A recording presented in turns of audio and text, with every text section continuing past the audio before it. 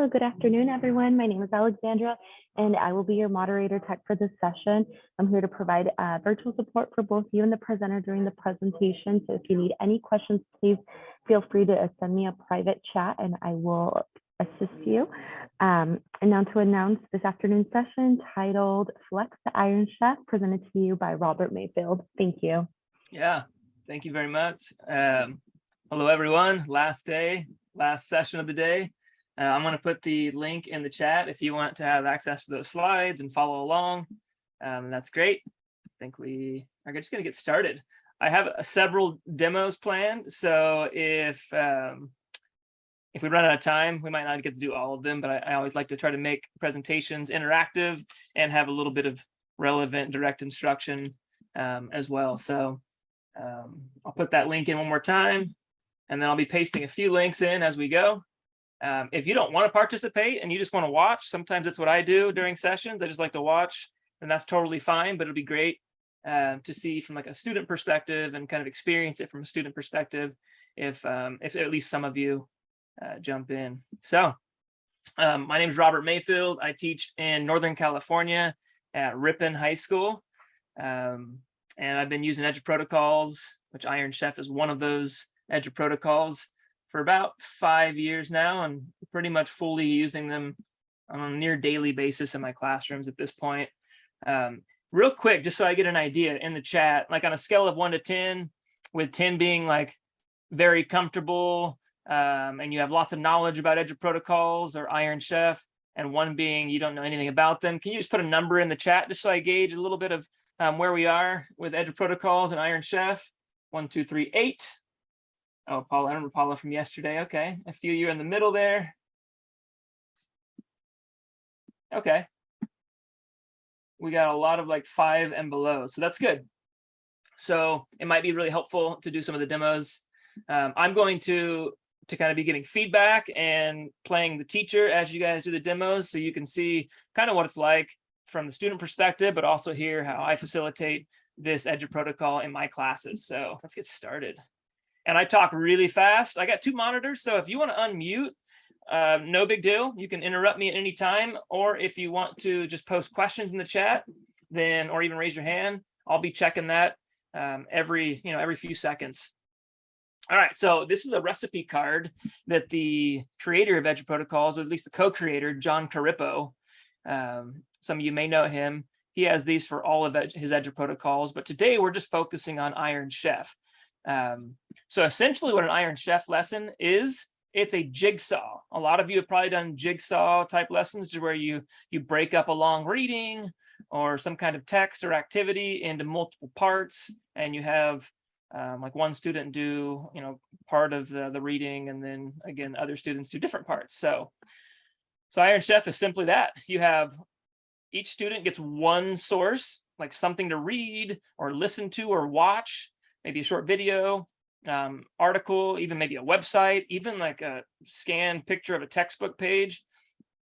And then they create 1 slide each, and usually in groups of 3 to 5. And they're going to add like facts and images, and they do that in 10 minutes. And this is flexible, kind of depends on your context, but we'll talk about why the time limit is really essential, and even how you can add some you can modify that, to make sure that the activity is equitable for students, maybe with special needs, or just students that work a little slower. And then I'll also give some examples of the secret ingredient, which you can see down there. It says it's an extra image, quote, meme, or GIF. And then, so the students are working on this for 10 minutes. And then as soon as they finish, as soon as that 10 minutes is up, they stand up and present where they are. So I do this at least once a week in my classes. So students by the end of the year are getting like 40 to 50 presentations instead of like maybe 1 or 2 at the end of the semester. And they're really quick. And we'll talk about like why pace is important, and you guys will have time to share out your experiences as well. Okay, so that's a quick summary of Iron Chef. I'm going to put this link in the chat. So go ahead and click on that, and this is what you're going to see. It won't have demo or the link, and I forgot to put your name, so maybe just go type your name at the top, and there's the link, and we're just going to get right into an example. All right, so I see people, maybe at the top, you can just highlight, put your name where it says what school could be addition. I'm going to give people a few moments.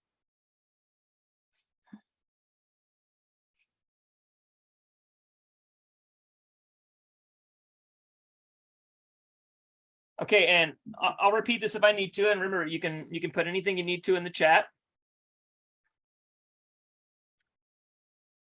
Yeah, it looks like a few people just came in. So if you just came in, there's the link. We're going to do a demo. Now, this is the old school traditional Iron Chef. Now, I just told you it usually occurs in groups of 3 to 5. You'll notice this is like a shared, like massive slide deck. And sometimes I'll do this like at the beginning of the year, and there's just different ways you can do it, but it's a lot easier for an online presentation.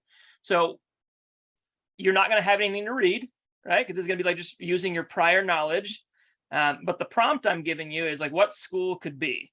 John Carippo has done all sorts of things. He's done them on like McDonald's menu items, or really anything you could think of. And really, this works for anything that you can lecture on. This is essentially a lecture replacement activity. So I want you to think hard, and these don't have to be perfect. We're just doing this so you can experience it as a student. And you're going to replace everything that I have here, and it doesn't have to look pretty. These are actually going to look ugly the first couple times we do them, especially with students. You're just going to type, this is like your title. What's one thing that could be changed in school? It could be something like homework or grading policies, bell schedule, whatever you pick. And then you're just going to put, and you could just do 1 or 2 bullet points down here, just some supporting facts that if we were going to have you present, you could use as a guide for you to present to the class, which again is a bunch of teachers today. And then over here, you're just going to paste a picture that's relevant to one or more of your facts anywhere on the slide, really. Again, this is just an ugly template. The secret ingredient at the bottom right is like this extra component that would be the exact same thing for every student in every group that is related to the theme of like whatever that topic was for the day. So what I put down there in like the light kind of orange color, what's one barrier preventing the thing from being changed? So if I put homework as my thing, and I put like maybe a few little quick facts that support, why I think that homework should be changed or modified, maybe put a picture of like a really frustrated student crying at home doing homework at the dinner table with their mom. Why hasn't homework changed? Maybe put something that represents that. Okay. I'm going to give you, usually it's 10 minutes. I'm just going to put like maybe 5 minutes on my clock at home and let you guys work for just a minute. I'm going to give feedback as you're working. Remember, unmute if you have any questions, because I'm going fast. I'll give you little updates on the time as well. Somebody asked that, does each student take one slide, or are they working together? Good question. You're going to do one slide each, right? So this eliminates the issues with group work where just one kid does everything. Yeah, every student would have one slide. So for this group deck, you're just going to find a slide that nobody has taken and then just get after it. And you can get started. Remember, it doesn't have to be pretty. This is not graded today. What I like to do as kids work, especially if you're on a shared deck like this, you can go into grid view and kind of give feedback in real time. Very cool, Christine. It looks like she's doing something with the lunch menu. Makes my stomach turn. Ooh, somebody's already got their facts in there. Don't worry about putting perfect facts. And I think I have 4 to 6 words. You can do 1 or 2 words for this first rep. Ooh, we got 4-day work week. And I like Colleen. She even changed the font. Like when I first do these, I'm pointing out really cool things that students do in terms of slide design, because we obviously have to meet students where they are. We got somebody doing a pull up there. And I already love that we have a wide variety of relevant answers, even for like the first 3 or 4 slides that I pointed out. Okay, you still have 3.5 minutes just to get a few things on the slide. See if anybody can finish in that amount of time. Ooh, we got a picture of like a beach or something there. Standardized testing. I'm really interested to see how the beach picture relates to standardized testing. So I might be coming after you, Marie. I think it's Marie. Yeah, here in a minute, in a good way. We got a calendar. Okay. Ooh, Scantron gave me edgy chills, the bad ones. You still have 3 minutes. In my class, I have this massive LED timer that I put up there, just so students can, can have an idea of how much time they have left. Because you know what happens if students don't have some kind of time limit. And if you don't, we'll talk about that later. Okay. I'm going to delete a few of the slides that just haven't been taken yet. And again, totally fine if you just want to sit back and listen to me yap about other people who are on the slide deck.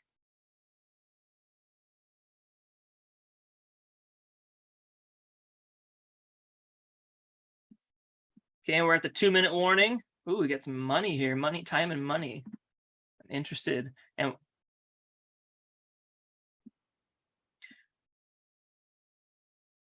I know it's maybe hard with me talking, but as students are doing this, I'm walking around the room, especially if it's a month or two into the school year and you have a pretty good idea which students need more support. I'm not lecturing, right? I'm either looking at this grid view and giving students feedback out loud for the whole class, or I'm going and maybe you have like a Go Guardian or something like that. You can go and look at individual students without pointing them out. And you can go give them shoulder to shoulder time. You can give them feedback as they do the assignment. Hey, teachers, leave them charts alone. Very good. Janetta? All right, you got a little over 1 minute left, and then looks like some of you are almost finished too. And remember, if you just want to put 1 or 2 facts, that's totally fine. I'm going to clean up the slide deck a little bit.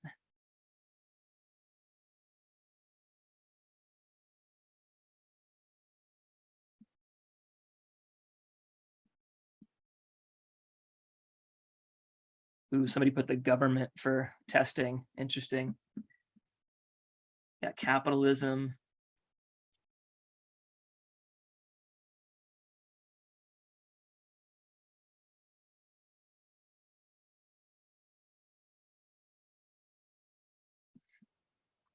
All right, 25 seconds. So finish as much as you can.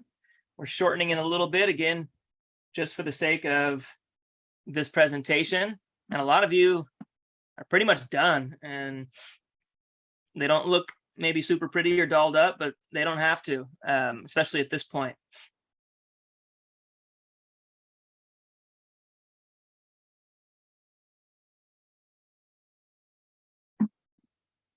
All right. And my timer is up. So if you want to finish, that's fine. I'm going to ask a couple people to quickly share. So remember, once that timer's up, they stop, right? So the first time you do any of these EDGE protocols, you want to get them used to doing it in a set amount of time, because that really like levels up the difficulty of the lesson. If they have to work a little bit more under pressure, you didn't have to read anything, but if you did, close reading, focus reading, there are ways around that. If students struggle with reading or doing something timed, but for the most part, if they get enough repetitions, they could do really well. All right, so I'm going to pick the first one here. Somebody said school culture. I don't think there's a name on there. I'm going to highlight this. If you don't mind, can you share just briefly one of your facts and explain your pictures? Whoever this was. That was mine, Keisha. So school culture, we have a whole bunch of stuff that we have to work on in middle school, peer relationships, teacher relationships, how to get along with each other and not argue. So that was that. And the one down at the bottom, the meme is when the teacher says, pick a partner to work with, and you look your homie, but you already found a partner. Working with other students rather than just with their same groups. Very good. Very good. I love the creativity too. Most lectures that I've created never had like a meme with Goofy on it, right? And I already saw a few good things. So if she, I mean, that was, I don't know, she presented maybe like in 20 seconds. Usually I'd give them a little longer, but you think a group of 4, John usually says try to finish the whole group presentation in 2 minutes or less. So keep the pace going. So I'm going to go, how about this one? Is it Riss? Do you mind sharing real quick? Absolutely. Great. Absolutely. So I just had fun with this one. Recess breaks. I've taught K through middle school, and I thought it was fun just to think about what could be different. So recess breaks for lower grades or upper grades, what we can have there, massage tables, pull-ups, yoga time, swimming, I don't know. But the thing that's kind of preventing it is just time, of course, and money. Very cool. Love it. I even like, and this is the kind of thing I'd point out, like the nice color. She put something in the background there. She changed the font color for her name. She put a little blue border around the picture. These are things you can point out, kind of like, you're not rewarding kids, but you're just like, you're recognizing them for a skill that they have that their classmates might not have. And this is part of that visible learning. If they're doing one of these a week, they're going to see these things. And it's not like, hey, yours should look really cute the first time, but after we do like 6, 7, 8 of them, you should be like improving on your slide design and maybe some of your presentation skills as we go. Okay. And again, I ran out of time, but I'm just going to scroll through a few of these. Days on campus. If you're running low on time in class, again, it could turn into a little bit more of a lecture. This makes me I hope that's not a picture from your like photo, like the photos on your phone from your own like home dinner, because that looks disgusting. But I think it would generate really good. Go ahead, Christine. Can you share out yours real quick? We have to. Sure. I did mine more of a point of view from a parent, because my kids never wanted to buy lunch at school. And then I just found this meme. It says, Mom says, oh, she says, I want Thanksgiving dinner. Mom, we have Thanksgiving dinner at school. Oh, that's gross. a stomach ache waiting to happen. All right. And love the picture. Sometimes kids will get in a really like, I would say, bad habit of just finding a stock Google image. And when students find creative ways to like highlight something that you want them to learn in like a really, again, fun and creative way, you want to point that out. So the teacher, you can see I'm talking quite a bit. I'm just interjecting as the students present. Okay, I know there were other great ones. I'm going to go back to the main prezzo, and this is going to be a really quick, hopefully really quick, teacher talk, direct instruction about Iron Chef. So one of John's main phrases that he uses is teach better, work less. This approach has changed my life. If you haven't used Agile protocols, or if you've kind of just heard of them and haven't tried them yet for whatever reason, start doing it. Even if it takes you a few years to like implement several of them, it's worth it. I can share all day about how it's benefited not only my students, but also my home life, and not having to grade much, if at all, at home. So we have school system was developed a long time ago, and this is obviously a picture. I don't know what year it's from, but you can see it's not anything that we've done lately. And you have the teacher, the expert in the room, basically reading, maybe lecturing, leading the students in an activity. And from my experiences, I've done this a lot. And then the teachers that I've observed as kind of a part-time instructional coach, this is the norm in our classrooms even today. If you've done any like reading about the history of education, you probably know that, there's a reason it looks a lot like this factory floor from like the early 20th century, because our main goal was to produce people for the workforce. And we were like primarily like an industrialized nation at that point in our history.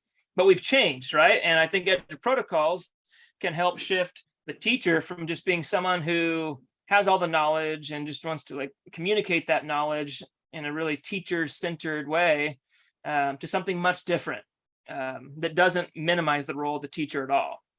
So I think this picture, it's a more modern picture. It's almost the same thing as the one we just saw on the previous slide. You just have devices. You have like a fancy smart board. Maybe that's what that is. The kids have devices, but you still have kids kind of like lined up in rows, staring at the expert. Not that this is always a bad idea, But again, from my experiences is even though we have like ed tech, right? This is a Google camp, right? We're trying to figure out better ways, more effective ways to leverage technology to transform learning. That often doesn't happen. And I think, again, utilizing Edge protocols and Iron Chef could be one step in the right direction. This is a graphic that John Carippo always shows, and it's saddening. And this is from the US government. This isn't some like weird blogger who hasn't done research. The thing you should look at here is these are reading, math, and science scores, and since the 70s, and they haven't gone up. They've gone down a little bit at times, but pretty much straight line. And then the spending has increased exponentially.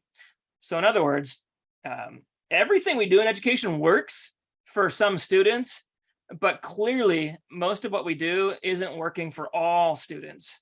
And that's why I'm going to encourage you just to at least have an open mind if you're still reluctant and maybe adopting a student-centered approach like Edge Protocols. So do we ditch lecture? I would say no. This is John Hattie. If you've ever read about John Hattie, he's like one of the most famous I guess like school researchers in the history of education, and he produces these things called effect sizes. Anything above a 0.4 is equivalent to 1 year of learning.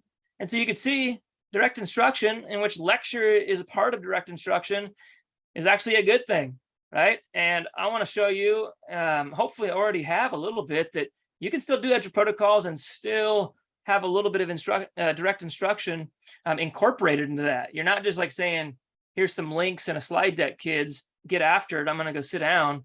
The teacher's role, like I've said a few times, actually is enhanced. So I would not advocate for ditching lecture. I think you just need to like consider restructuring lecture. So again, a slide I stole from John.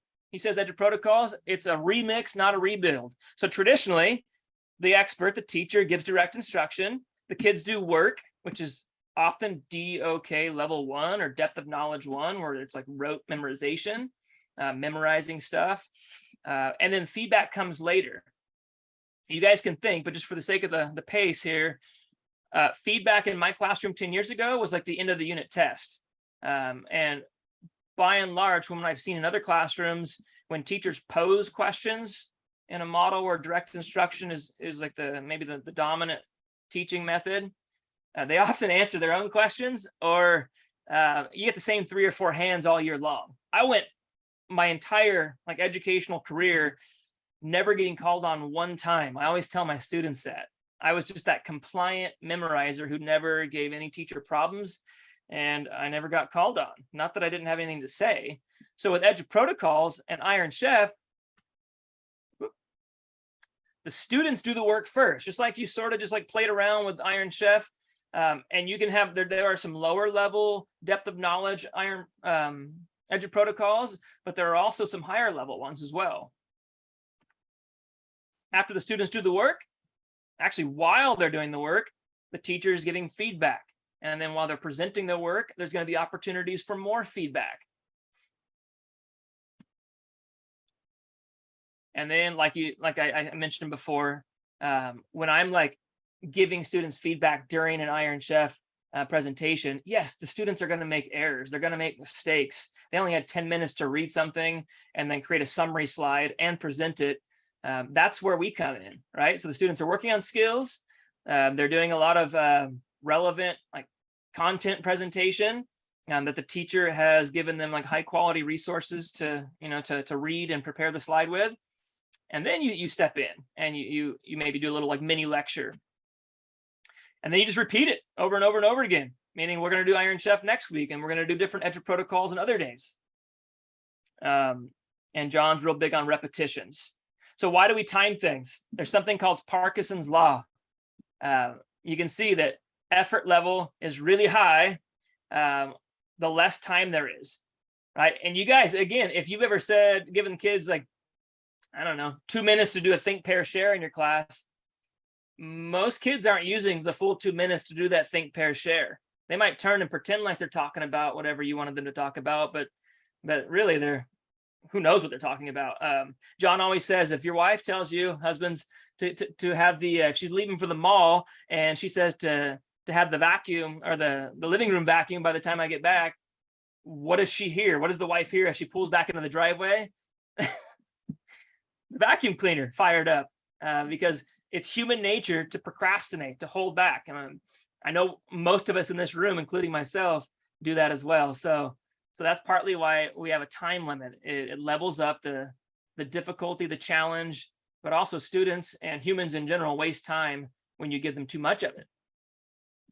And another big thing about Iron Chef and Edge protocols in general is you're getting a lot of repetitions. You're getting repetitions for the protocol itself. Like if I do Iron Chef every single week for the entire year, students know how to do the protocol after 2 or 3 reps. So I just got to switch out different content. But during the presentations for this specific protocol, you have the same, I usually have about 4 to 6 groups in my classes, and they're doing the same content, right? So student 1 on slide 1 is doing maybe something on the one cause of World War I, and then student 2 will be a different cause of World War I, and so on and so on. So then they present, you have students taking notes. There's a variety of things you can do with that. And then when group 2 presents, they're getting the same information, but in a slightly different way, because students are picking different pictures.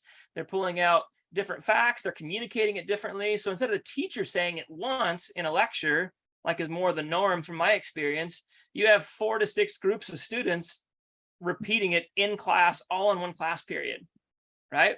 And this is the forgetting curve. You may have learned this years ago as you're learning how to be a teacher. If you only get 1 rep on something, you're going to forget it pretty quick. But every time you get another rep, there's a greater chance that you're going to remember it. All right. So what the heck does the teacher do while the students are creating these Iron Chefs and while they're presenting, right? I put Bruce Bochy up here, former manager of the Giants, because I forgot, this is Southern California. You guys probably are like Dodgers fans or Padres fans. I'm sorry if you're a Giant hater. I'm up in Northern California, but you're managing things, right? Instead of just talking to the kids and hoping that they listen, you're managing, you're giving feedback. Oh, I got a boo. Sorry. I'm getting stuff thrown at me.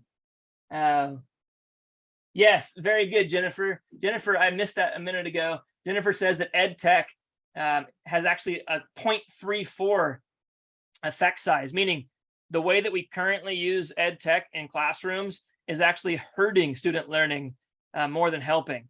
So you're going to be the manager. I love this. John's all about keeping the tempo going. And I always tell my kids, Coach Wood, and he's a Southern California guy, right? He always told us, like his athletes, his basketball teams, be quick, but don't hurry. So you want to keep the pace going. Nobody likes sitting through a really long lecture or long professional development session. Even if that person's engaging, you want the tempo to go quickly. And that's the job of the teacher, to keep it going, to facilitate, pose thoughtful questions in between. So be quick and don't hurry.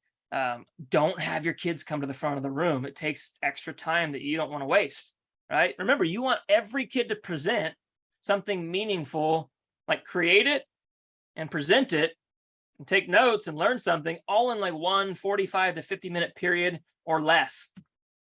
I showed you Grid View, again, a great tool.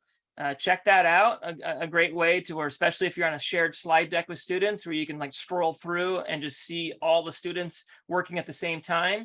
So again, these are things the teacher can do. What about the students? This has been one of my biggest learning curves over the last few years, just finding relevant things for the students to do. You can have like a set of students kind of be like American Idol judges. That show's a little outdated now, but to where you have one team giving feedback, like quick feedback after each presentation, or even like have rotating groups. Ariana Hernandez is a rock star in the Edge Protocol world. She's a junior high science teacher. She actually has students take Iron Chef notes. So you can have them do this kind of like as an independent activity, or why not even have them have a blank Iron Chef template while kids are presenting their Iron Chefs and taking notes on the most relevant information, because then that reinforces the protocol as well. And then they have that note, that slide of notes where they could share out. Ariana's great. There's her Twitter handle if you want to reach out to her. And then we have Kit Collab. I was going to demo this. Actually, let's do it just so I can take a break from talking for a second. I've been using this quite a bit lately, and I'm not sure if it's going to make you guys sign in, but let's see if it works. Try to sign in using that link that I just posted in the chat. And if you're able to get in, it should give you an option to create a multiple choice question. So go ahead and do that as fast as you can. And then I have the teacher screen up. So if we have some teachers that actually successfully type in a question about EDGE protocols or something that you've learned, just something real quick. It can even just be like 2 choices. And while students are listening to the Iron Chef presentations, I'll often have them create questions. I'll tell them like, hey, you need to create a question from at least one of the 4 slides as you're listening. And then their questions pop up on my end using this GimKit Kit Collab feature. Is anybody able to get on there? Can somebody give me like a thumbs up or, oh. Okay, cool. I'm just gonna wait a few more moments. I just kind of want to show you different options. There we go. What is the weather like today? Stormy, sunny, windy, snowy. If I wanted to reject that, I could, or I can add it to the kit. So once you add it, it's on the GimKit, and you can see it in the background there. All right, Janetta said, be quick, but don't. Yes, hurry. How many days are left of summer break? All right. Now, I reject a lot of these at times because students are typing in like the same questions, but that's okay. You're having them do something meaningful to engage with the content. And then as soon as they're done, you can click on all done and actually play that game. It should populate right here. Yep. And play that game immediately in class or later, maybe as like a review activity. And I know I went through fast, but if you have more questions about GimKit, feel free to like put one in the chat at the end, and I can show you how to use that. GimKit's free, I think. At least it's freemium at this point, to where you can use a lot of the features at no cost. All right, what else can the students be doing? Socrative, I might use this a little later. Socrative has a really awesome, and it's basically free, short answer feature. I put a couple little screenshots here. I use Socrative all the time, and it works really well with a lot of the EDGE protocols. So if I clicked on short answer, it would pop up this box for me. And then sometimes it's as simple as I would tell the kids, hey, type in a specific piece of feedback or a question that you have about one of the slides during the presentations. And then those questions that the students type in will populate on my teacher screen. And I can actually like pose those questions as the students are typing them in, or maybe at the end of all the Iron Chef presentations. But again, the point is you're not just having students sit there mindlessly. You can get creative with how you engage students during the presentations. And if you want to know more about Socrative, we can play around with that later as well. All right, the secret ingredient. Again, this is an extra image, quote, meme, or GIF.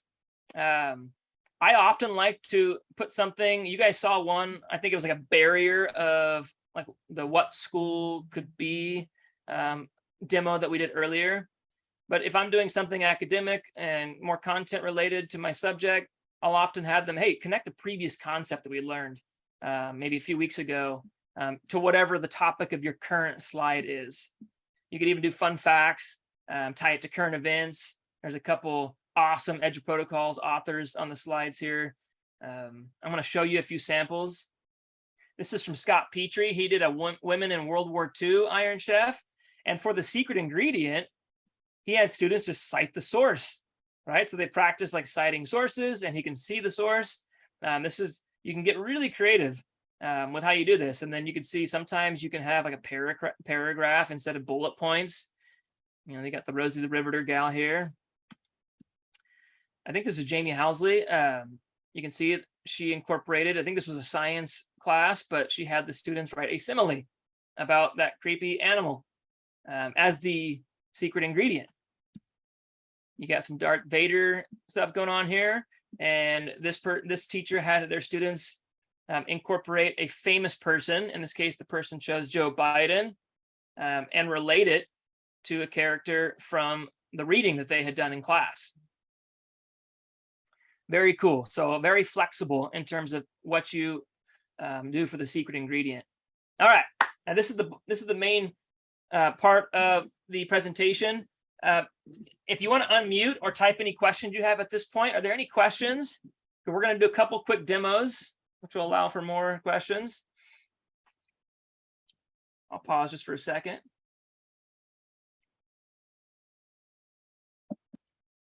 And feel free to type questions in. I'm going to show you some of the iterations that I've used for Iron Chef. I put a picture of, I'm a craft brew guy, but this is Humble Sea Brewery in Santa Cruz. And this is actually like a beer wine combo, which actually sounds super gross to me. But the cool thing about Edge Protocols, including Iron Chef, is you could take it and you can make it into something like completely different from the original version. And that's what I've been doing. And so many teachers, if you just go and like look through Twitter, hashtag Iron Chef, you'll see all kinds of creative examples. And I put this image up here because the beer market has changed. There's been tons of iterations. Again, you get weird stuff like this, like everywhere you guys go. Whether you're a beer drinker or not, John often uses like examples of nachos. Nachos used to be just like boring chip and like nacho cheese. And now you've got nachos that have pork on them. You got nachos that have, steak. You have nachos that are like, instead of tortilla chips, you got potato chips with chili on top of them, all kinds of wacky stuff. So regardless of what grade level you're teaching or what subject you're teaching, anything that you lecture on can be you can create your own like iterative Iron Chef and put it on the students. So here's what I've done.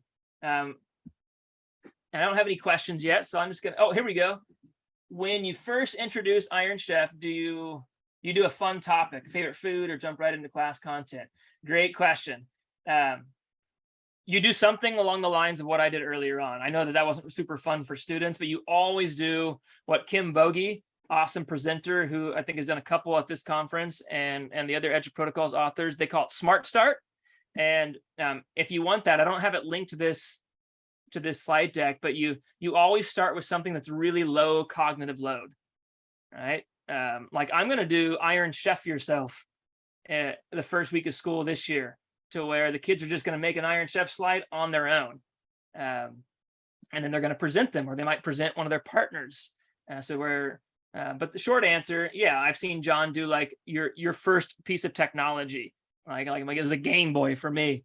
But regardless, whether it's Iron Chef or any of the other Edge Protocols, you always want to take, the first at least week of school, if you're going to do 2 or 3 of them, like to practice them with like non-content or low cognitive load content, to where they're just learning how to do the protocol itself.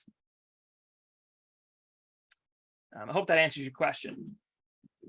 So Thin Chef, keep the questions coming if you have them, is a combination of Thin Slide. Thin Slide is like 1 word and 1 picture. Every student creates a slide. They get about like 3 to 5 minutes based on a prompt that the teacher gave them. And then everybody presents, and they get like 8 seconds to present. So it's a really quick. Shonda, remind me at the end, and I'll show you. I don't have access to all the recipe cards, but I could definitely give you some of the ones from this slide deck and connect you with John for the other ones for sure. So, and then you already know what Iron Chef is. So Thin Chef is one that I kind of like helped create. I go over vocab like the first couple of days of the week, like new vocab terms using a different Edge protocol.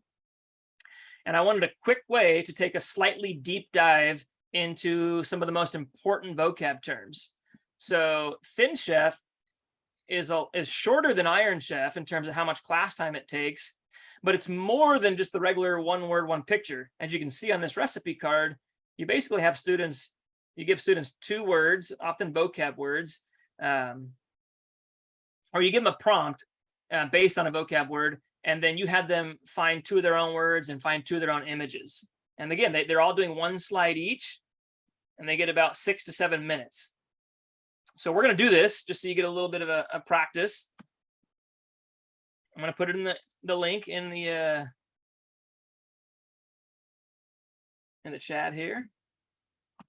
Go ahead and hop on there.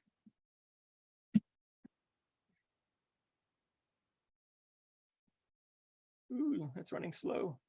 All right, this is a fun one. Just pick a slide. You can type your name at the bottom left just to kind of claim a slide. And the prompt, in this case, it's not necessarily vocab. So going back to Marie's question, do you do do you do a fun topic first? I don't know if you guys feel that site and district professional development is fun. It probably depends on who you ask, but this is something you could definitely relate to and have experiences with right away. So what I want you to do quickly is think of the typical site or district professional development that you've had recently or even in the past. And then your 2 words and 2 pictures or GIFs or memes are going to be related to a characteristic or a memory. These could be positive or negative related to site or district PD. 1 word, 1 picture, go. And maybe even just 1. See, I'll give you a few minutes to do this.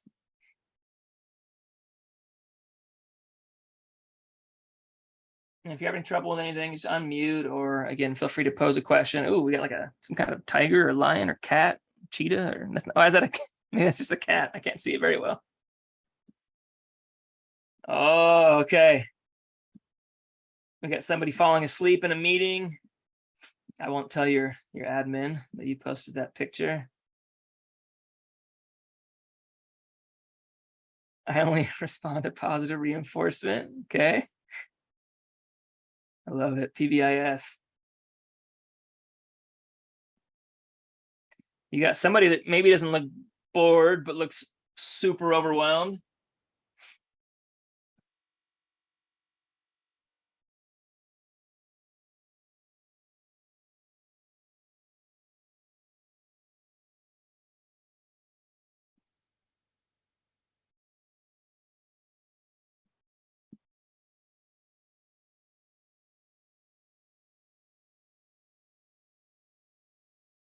All right, just because you're finished, you guys keep working. Aaron, do you mind just sharing yours real quick, just to give some people some ideas?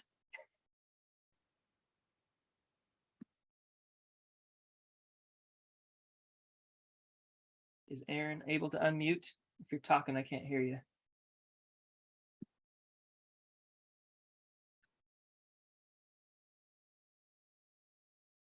Okay, we'll come back to Aaron maybe. Yes, I can. I'm so there sorry. You are. That's as okay. soon as I do the link, it disappears into some other realm. I don't know. Oh, okay.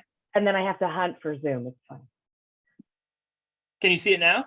I'm back. I just have to so if I had take you my system out like I'm quitting. Yeah. So how would you explain your 2 words and 2 pictures if you were presenting this in class among your peers? I would say that my experience is that they are very long. So most participants start yawning and tilting. And I find that the content, although well-meaning, often just feels like an irrelevant overload. And they always do it right before school starts or right at the end of something else tumultuous. Perfect. And that was a perfect time. That was about 15 seconds for presentation. So since you have 2 words and 2 pictures, instead of just one word, 1 picture, like a thin slide would be, you're going to give the students a little bit more time.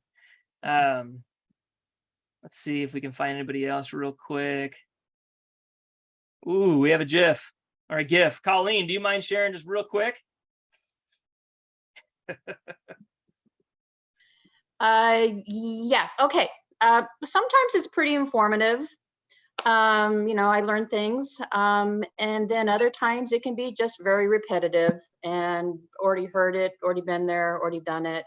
Can we move on? Yep, definitely can relate there. Now I'm seeing some other really great ones. I think you guys, for the most part, get the idea, and I want to keep rolling here so you get exposed to as many of these as possible.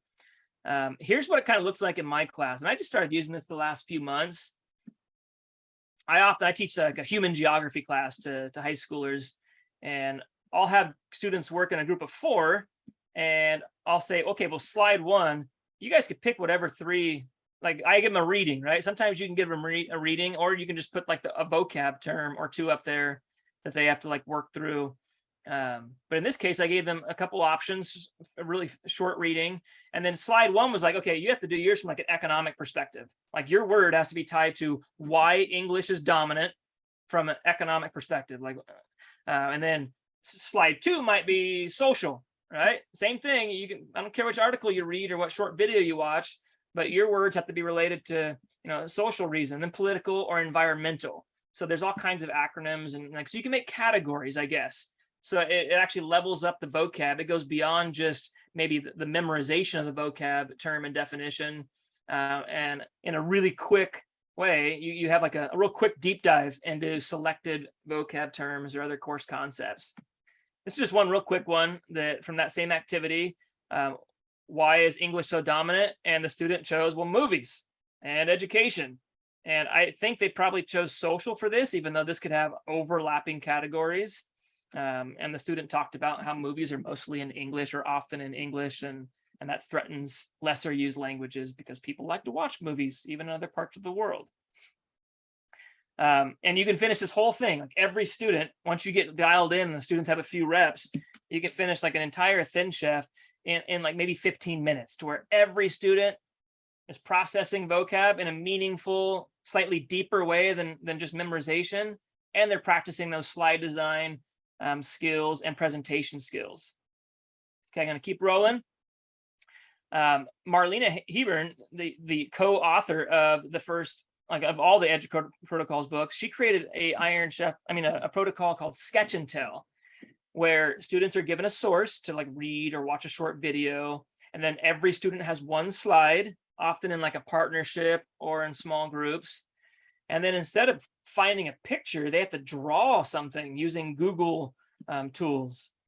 And then they have to explain their drawing. So they're sketching something. My kids love this, like high school AP level high school kids. This is their favorite Edge protocol. So I just slightly modified it and made it a Sketch and Chef. And I don't remember who created the Sketch and Chef, but it's just a slight iteration that combines 2 different ones. And I like it because the students can't just find a picture online. It requires them to engage in some dual coding. Here are a couple examples. I teach an urbanization unit in my AP Human Geography class, and Kaya basically did a really quick drawing of a road and then some potholes. And then she had to read an article, and she has some bullet points here. And I also have them do a secret ingredient. I can't remember exactly what this represented. And then they're presenting. Same, I think this other girl was in the same group. Again, it's not, I haven't mentioned this yet, but sometimes students get intimidated with the Sketch and Tell, or in this case, the Sketch and Chef, because they think it's an art competition, but they're not graded on like how nice their sketch looks. I was thinking of doing a demo for this one, but we'll probably run out of time. But check this out. Like if you were to use a Sketch and Chef, there's this website called AutoDraw. And if I wanted to draw a road, and I was really insecure about my drawing skills, I can start drawing it on here. And then look at that. It gives me a couple different options here. If I click on that, it gives kind of a little road or pathway. It's or if you're going for waves, and then you can just copy this and put it over in your Sketch and Chef slide. So if I did that, it's a really boring drawing, but for the sake of time, then I'm just going to have the students again put some bullet points over on the side here. And once they finish that, they're simply going to present like we did earlier, and how I explained earlier. So that's Sketch and Chef. Again, kids love it. I always thought my first impression of it was, high school kids aren't going to want to do this. This seems like a 3rd grade level type activity. No way. And I think this picture represented like the suburbs, happy family living on their like perfectly mowed grass lawn. This must have been something about like, well, why do people leave the city? What's a desirable thing that people seek outside of the city life? That's that. I think we're going to skip this demo just to allow some debriefing later. All right, and a couple that I started to do on my own just recently, and I don't know how you guys do assessments in class. My students have to take an AP exam at the end of the year. If you do any kind of multiple choice testing, what I used to do is I would get data using Socrative, and I would find the questions that the most students in class missed. And you can see number 7 was really bad on this test. 8% of the class got it right. So I'd hand this like on Monday, like a few days after we'd taken the test, I'd give the students the test back, and then I'd kind of lecture on number 7 and have them take notes. And it was the most boring activity ever. And about like 92% of the kids didn't even pay attention. The only kids that asked questions were the ones who got really high grades on the test. So I decided, why can't we Iron Chef the test? All right. So what I've been doing lately, and regardless of how you assess your students, you can probably like modify this to fit it to where you put it back on the students. I took number 7, I gave them the test back, and I said in groups, I picked like maybe 10 questions, 10 of the most missed questions on the exam. I give them the answers. And so they put the correct answer in there, and then they basically have to explain why letter C was the correct answer. If they have time, I even have them go and maybe explain really briefly why 1 or 2 of the distractors were incorrect. And then they have to incorporate a creative, relevant picture. And then you can do a secret ingredient. Usually I do something about, again, relating this question to a concept that was previously covered in class. And this has been so much better. So now I have every kid in the room doing like relevant test review. And I'm just walking around helping them. And then they're presenting afterwards as well. And it takes the entire period just to do 10. And there's usually like 6 to 10 questions that the majority of kids get wrong on my test. And you could even grade it if you wanted. This could be like part of the retake. Again, here's just kind of what it looked like, what one looks like. So the girl just stand up, girl or guy, I think this was one of my female students, and give a quick, and they're not just like copying and pasting wording from the test. They have to explain it without just like typing stuff up verbatim. This is like an economic development exam. So you could see like, this is probably like a factory worker, maybe like in South Asia, because those are the things we talk about. They've been included like a map. And then they can keep these too as review if you wanted to give those to them. All right, only a couple more here. So I have written work, and this really will work with any kind of written prompts that you give your students. But in AP, they have like free response questions. So to practice like outlining, I just Iron Chef'd it. Like, why not? So I give them a College Board prompt, and again, whatever writing prompts you give your students, you can plug in any kind of writing prompt. And then the Iron Chef is essentially them outlining answers to a prompt that I've chosen. I give them the rubric. I link the rubric. I'll show you that slide in a minute to the slide. So I actually like give them the answers, right? So Iron Chef, you usually have like an article or a short video to watch. Well, instead of doing that for this one, the text is the rubric that provides all the answers. So they're reading through that, and then they're creating a slide in their own words, including images, explaining what their like full length written like free response would have looked like. And this is it. This was on a post-industrial economy. I linked the question here, the rubric here, and then I just tell them to outline it, right? So I say one bullet point per section. So if there was like an A, B, C, D, you should have 4 things. And then you're gonna have to like explain this out loud. So you can't just like paste a paragraph on there. You can't copy and paste in the rubric. You're gonna get a 0 on this assignment. You have to, 4 to 6 words and then explain what those things mean. Yeah, and this has transformed the way I don't bring written work home to grade anymore, because they're getting feedback as we do the assignment, right? What's the typical like essay or written assignment that happens outside of class? What's the typical like feedback loop like the timing, the timeline. In my experience, the teachers don't really read them like written work very closely, if at all. But when they do, I usually get a week or two after I wrote it. And using like Socrative or something like an Iron Chef RQ, you can give students feedback in real time. You can have like students see how other classmates like structure their outline for this particular question. That would be what I would call, or what Sonny Magana would call, like contributive learning. Students are contributing, they're working together, really to like, they're not really writing the essay out, but they're preparing to write it, and they're getting a lot of relevant examples. And this is kind of what it would look like. And you can see there's not a lot of words on there, but this student did a really good job explaining what she would have like written about and you could actually have them write out the responses if you wanted to. After you do something like this could be like a scaffolding activity. And then we had talked about outsourcing in a previous unit. So that was the secret ingredient. And she'd have to explain how outsourcing relates to a post-industrial economy.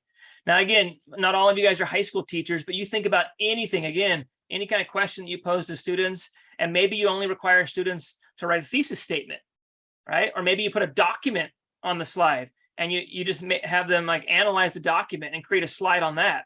So be creative. Maybe you provide the picture and have them analyze the picture. Very iterative. Another great example of how Ariana, the science teacher I mentioned earlier, we have about 4 minutes left, so I'm going to speed through these. She uses Iron Chefs as like an end of the year reflection activity. And you can see some of them can be just done on paper. Low tech is okay.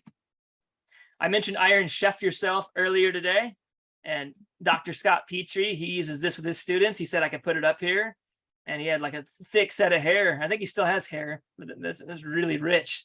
And again, maybe a first week activity. Way to model it and for your students to get to know you and each other. Ooh, we just had a WASC visit. Why not Iron Chef WASC? Like if you're a high school teacher, you know what WASC is. It probably just gave you like nightmares. Yes, Janetta said like for K1, kindergarten, first grade, it can be used for phonics, letter or sound correlation. Again, if you go and search Twitter for Iron Chef, you'll find every grade level, every subject, and even administrative type stuff and professional development. I'm not going to go over this, but PD, if there's like a school leader in the room, or if you have influence with your school leaders, why not like Iron Chef some of the staff meetings to where the teachers don't have to sit down and listen to someone talk the whole time. They can do something. All right, we won't have time for this demo, but if you've ever done hexagonal thinking, this is one I've never used, but I'm thinking about using it quite a bit this year. Has anybody ever used hexagonal thinking? All right, I'll just briefly explain it. You basically would give students a set of terms, and then they drag the hexagons and connect them in a meaningful way.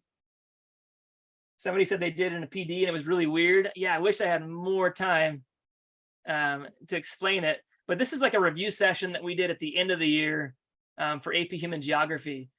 And you're basically trying to find connections, right? So this student has pull factors right here, and then climate. And you can see they put an arrow for pull factors and climate. So we'd have discussions about how push and pull factors for migration are related to like climate, or how pull factors are related to urban, like in city life, and how like why a lot of like migrants go to urban areas. And the cool thing about hexagonal thinking is it's typically a review activity, but you're going to get all kinds of different ways that students arrange the hexagons, and it generates a lot of great discussion. Okay, I'm going to skip that. If you have any question, this is my Twitter handle at Mr. Mayfield RHS. And if you go to this last slide, I'll even put it in. I'll put it in the chat right now. This is the Wakelet collection that has a lot of the samples that I use today. Okay, I can't get that right now, but You just click this. Oh, there it is. There it is. All right. I know that was like a fire hose of Iron Chef information. I'm glad we got at least a couple demos in. I can stay on for like a few seconds if you have any questions, but other than that, feel free to reach out to me on Twitter. And thank you so much for coming. I really appreciate your time.